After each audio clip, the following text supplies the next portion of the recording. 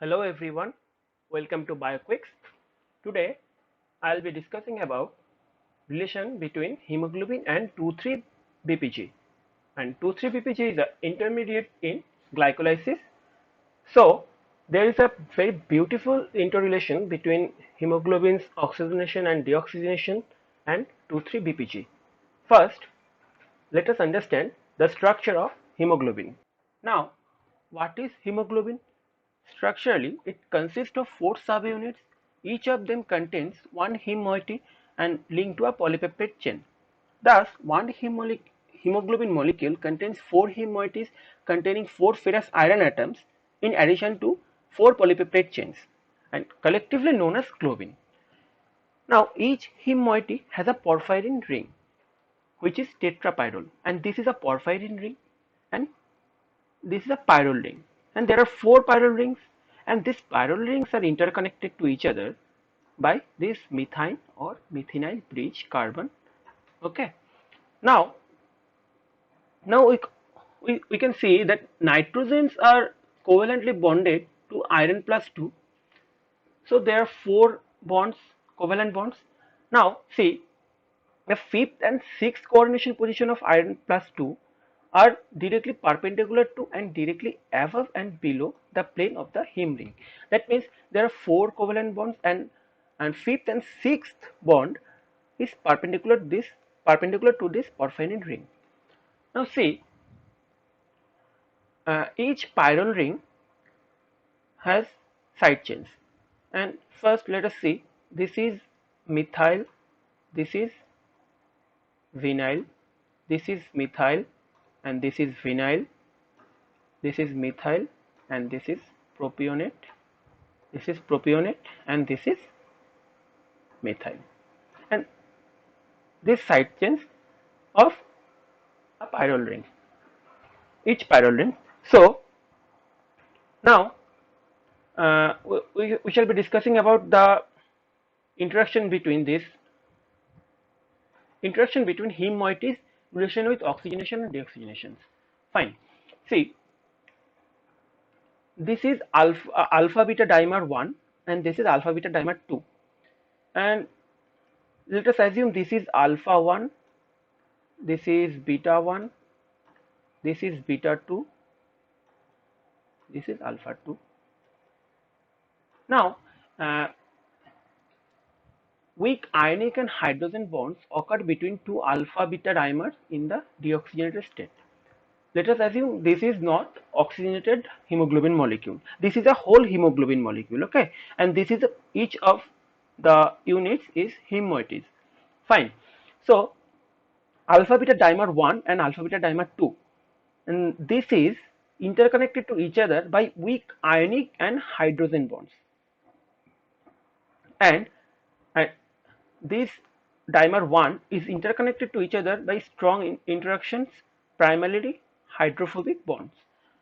Now see, this is a T or TOT structure of deoxyhemoglobin, and remember one thing, this is the most stable structure of hemoglobin, that is deoxyhemoglobin structure.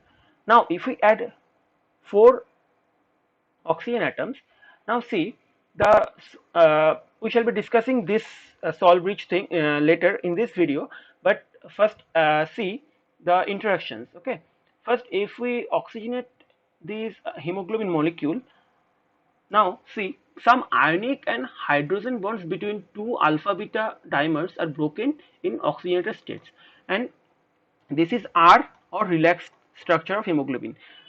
Remember one thing, during unloading of oxygen to tissue and other organs, unloading of oxygen, so see, uh, first of all, hemoglobin need to release oxygens, this oxygen need to be released to tissue and organs. Now for this purpose, the interactions between these molecules has to be broken. So for this thing, there is a important relation with 2,3-BPG effect on oxygen affinity. Now see, 2,3-BPG effect on oxygen affinity. First, 2,3-BPG is an important regulator of binding of oxygen to hemoglobin. It is the most abundant organic phosphate in RBC, where its concentration is approximately that of hemoglobin. 2,3-BPG is synthesized from an intermediate of glycolytic pathway, which is called 2,3-BPG shunt or Rappaport-Lewering cycle. Now, let us assume uh, you all know about glycolysis, and I'll make a separate video on glycolysis only.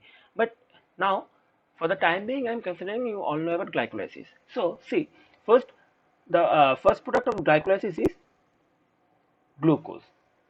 So, in the final product is pyruvate, and pyruvate goes into citric acid cycle or Krebs cycles, where we get oxidative phosphorylation and we get ATPs. But in case of RBCs, there is no mitochondria, so there is no chance of this Krebs cycle or citric acid cycle. Now, see, in case of RBCs, this 1,3-bisphosphoglycerate, that is a product of payoff phase, which takes a different path, which is called 2,3-BPG shunt, and in this shunt we get 2,3-BPG, and 2,3-BPG has a major role in oxygen affinity of hemoglobin. Now we'll see.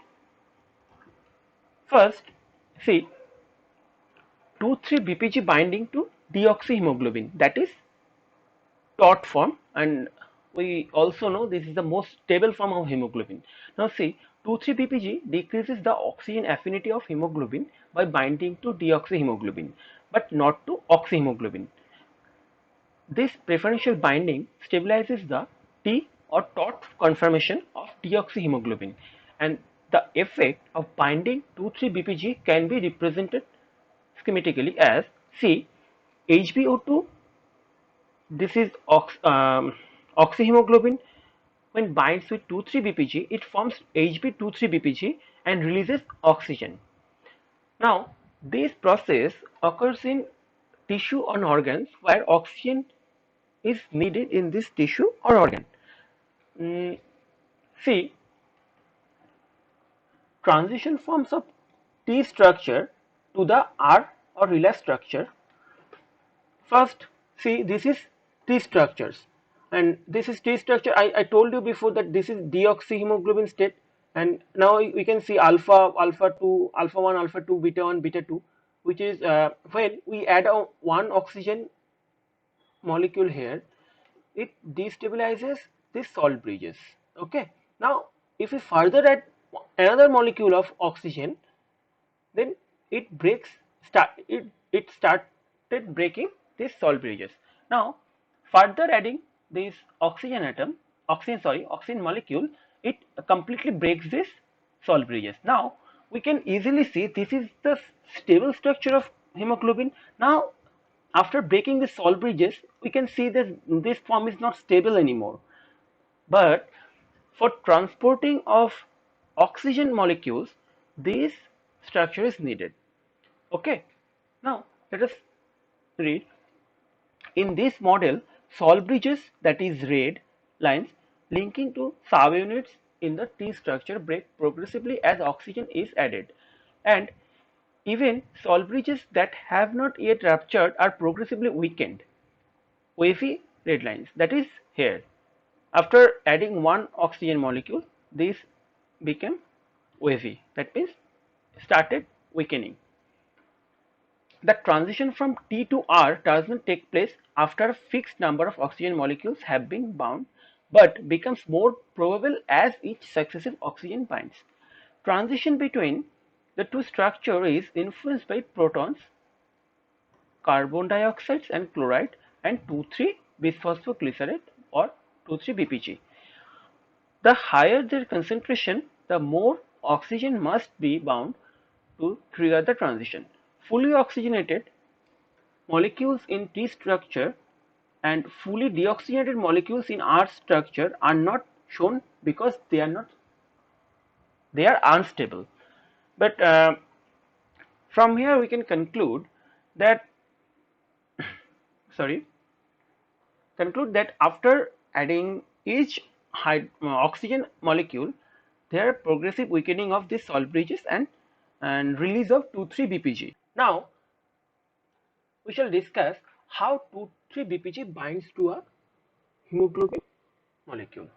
See, first one molecule of 2,3-BPG binds to a pocket and formed by two beta globin chains in the center of deoxyhemoglobin. Okay, that is most stable form.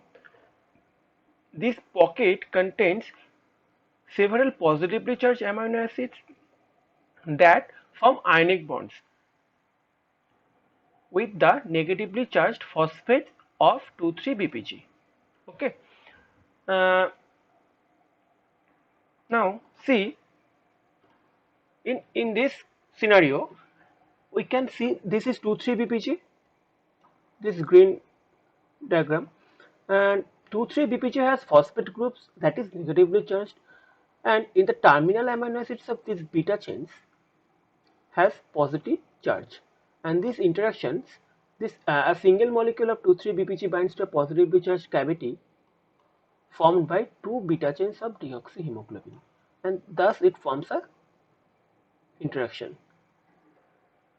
Now there is one important thing to remember, that replacement of one of those amino acids, for example valine, lysine and histidine, can result in hemoglobin variants with abnormally high oxygen affinity. For example, in case of fetal hemoglobin, that is hemoglobin F, this 2,3-BPG has a decreased interaction with hemoglobin F because histidine that forms salt bridge with 2,3-BPG is not present in gamma chains. In this purpose, let me tell you one thing, and in case of fetal hemoglobin, there is 2 alpha and 2 gamma chains, but in case of adult hemoglobin, there are 2 alpha and 2 beta chains. So, in gamma chains, instead of histidine, there is serine as terminal amino acid, and serine is alcoholic amino acid, and interaction between two alcoholic amino acid serine and 2,3-BPG is less than that of histidine and 2,3-BPG, and for this purpose fetal hemoglobin has a tendency of releasing this 2,3-BPG and high affinity of oxygen to keep it bind to hemoglobin. So okay, and that may be compensated by increased RBC production, and which is also known as erythrocytosis. Oxygenation of hemoglobin narrows the pocket and causes 2,3-BPG to be released. Okay, next topic is oxygen dissociation curve shift. First, see, hemoglobin from which 2,3-BPG has removed has high oxygen affinity.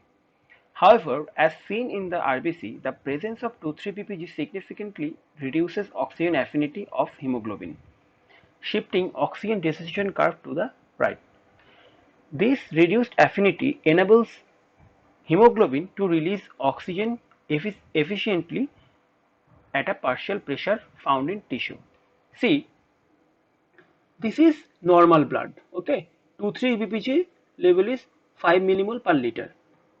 But if we increase the 2,3-BPG level, that is 8 millimole per liter, suppose we increase that, uh, or in natural physiological condition like blood from individual adapted to high altitudes. See, if we increase the amount of 2,3-BPG, then what will result, that deoxygenation state of hemoglobin will release oxygen that was previously loaded and previously loaded from lungs. Now see, uh, 2,3-BPG will stabilize this hemoglobin molecule and release this oxygen to tissue, which is needed in this high altitude. Fine. But if we decrease this 2,3-BPG level, but in this case this oxygen dissociation curve shifted to left. Okay, but in this case oxygen and hemoglobin affinity is so much higher that tissue unloading is almost nil in this case. Fine. This is all about oxygenation and deoxygenation of hemoglobin with relation with 2,3-BPG. So if you like this video, then please give it a thumbs up and share with your friends. Thank you for watching.